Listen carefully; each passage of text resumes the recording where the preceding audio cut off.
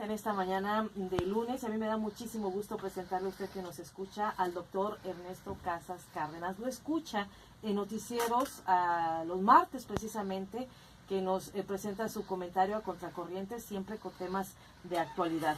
Lo he invitado esta mañana para que nos platique de su más reciente obra. El doctor Ernesto Casas Cárdenas, egresado de la UNAM, es doctor en Política y Administración Pública, es profesor de tiempo completo en nuestra Universidad Autónoma de Tamaulipas, también es miembro del Sistema Nacional de Investigadores en nuestra UAT, y bueno, nos está presentando un nuevo texto, un nuevo libro, Democracia de Élites en México. Es su tercera obra que versa sobre democracia, además de que tiene ya más de 20 obras publicadas y muchos artículos también en revistas especializadas en academia. ¿Cómo estás? Muy buenos días. Buenos días, Lupita. Muchas gracias por la invitación y buenos días al público que nos escucha. Pues para platicar de la democracia de élites en México, escuchaba en anteriores entrevistas que estás dando en este mismo medio sobre este trabajo que estás presentando a nuestra comunidad. Gran trabajo.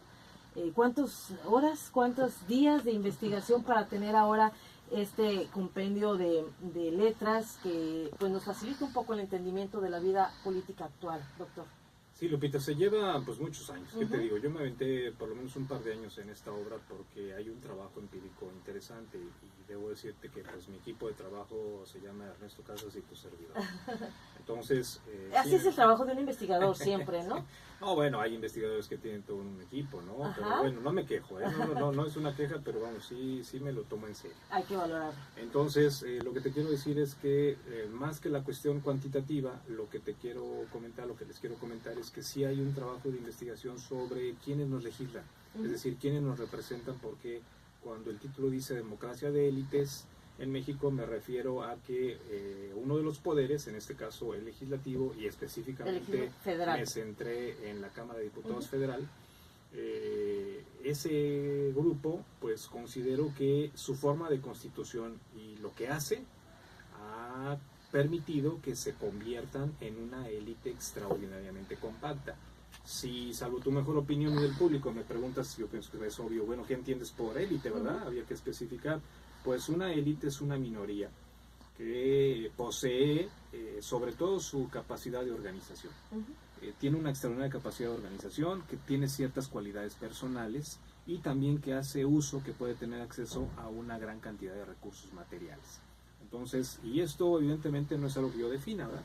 Es algo que en la academia se ha definido, puedo referir a Mosca, a Pareto, a Michels, quienes se han referido con el concepto de clase política, de élites gobernantes o de oligarquías, se han referido a lo mismo, a ese pequeño grupo que ha usufructuado el poder político y desafortunadamente no siempre para beneficio de los presuntos representados. Así es, democracia de élites en México, por supuesto el título pues nos da la intención de este texto, pero más allá del texto, la investigación que has realizado en estos años de quienes nos deberían representar enteramente en el Congreso de la Unión y se olvidan de nosotros y se dedican pues nada más a su élite, a su clase, y nos deja afuera al ciudadano.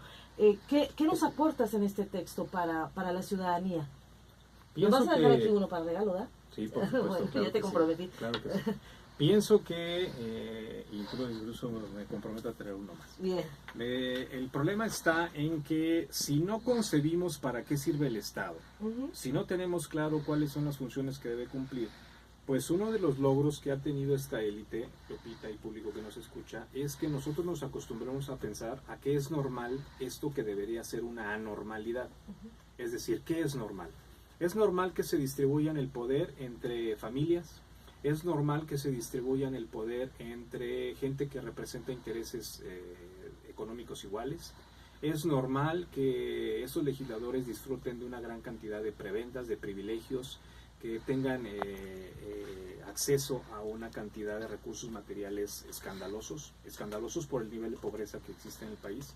Entonces, pienso que uno de los principales objetivos, Lupita, de este texto es abonar a la lucha ideológica, Lupita. Para mí ese es el debate. Bien. El debate actual, el debate contemporáneo es el de las ideas.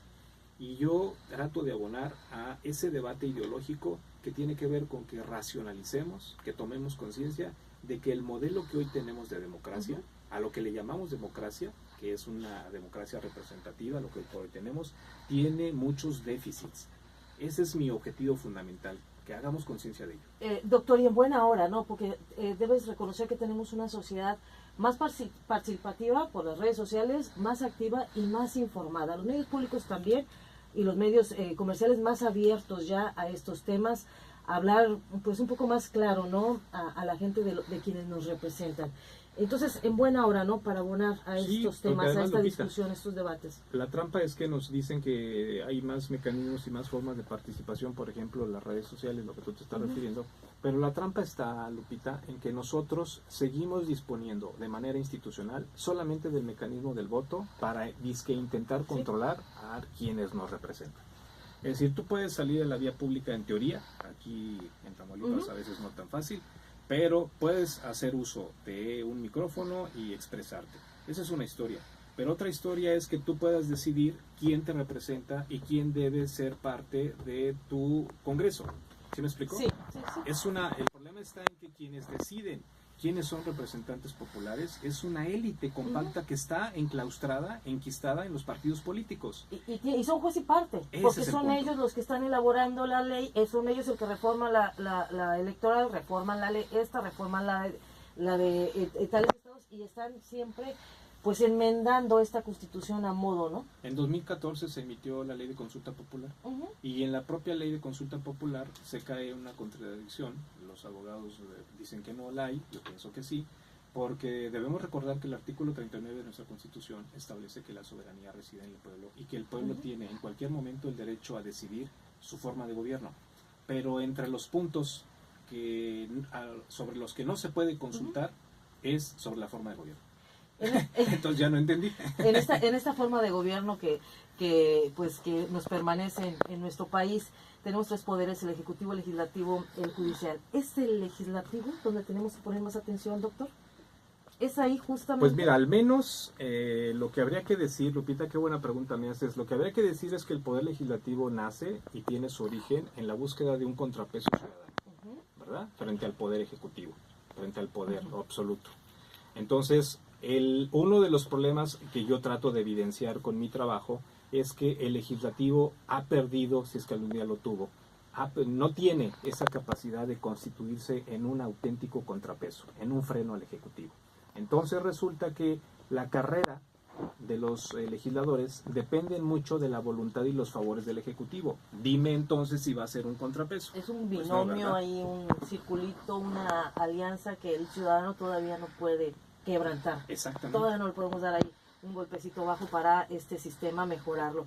Interesante el aporte que haces desde tu texto Democracia de Élites en México. Es el doctor Ernesto Casas Cárdenas, investigador de nuestra Universidad Autónoma de Tamaulipas, profesor de tiempo completo, es miembro del Sistema Nacional de Investigadores. Es su tercera obra sobre este tema. Hay, por supuesto, más obras también que el doctor Ernesto Casas Cárdenas ya nos ha compartido, y bueno, pues a buscarla, ¿no? Sí, es de editorial Colofón, entonces es la que decide mi universidad, entonces yo pienso que ya está a la venta.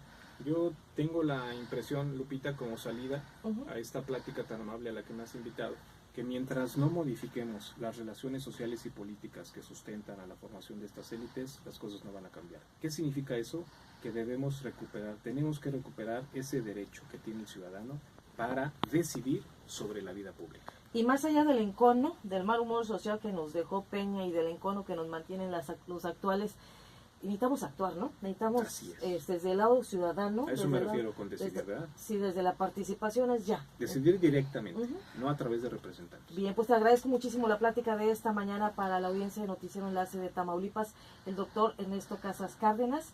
El libro es Democracia de Élites en México. Búsquenlo y, por supuesto, una muy buena consulta para entender los tiempos actuales que vivimos como sociedad en este México nuestro. Gracias, doctor. Buenos días. Muchas gracias al público. Buen día, estupenda semana.